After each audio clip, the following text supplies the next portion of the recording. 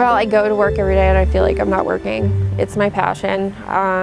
Growing shellfish and working with the community for a good cause is something I believe in.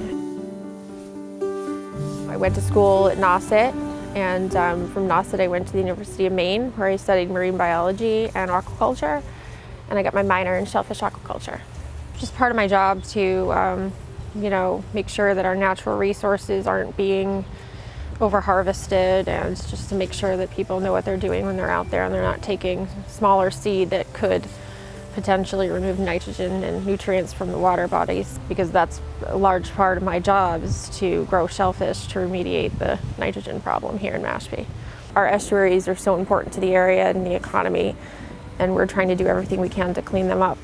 And using shellfish, we can reduce the amount of nitrogen in the water column, but we cannot remove it. It has to start at the source, and ideally, as a Mashpee resident, I would like to see sewering happen, but it is an expense that the town needs to take into consideration and plan for. Shellfish is a way to start the ball rolling. So we have these 2 tanks here. They're called upwellers. So basically, we pump in water from Little River, which is high in food content due to high nitrogen, and they come up into the tanks, and we have these silos, is what they're called, and they're round fiberglass units with mesh on the bottom, so the water is flowing up over them and out down a center trough in the tank, and then it returns back to the river after they've grazed upon the phytoplankton. And there's probably 500,000 in each one of the land-based upwellers.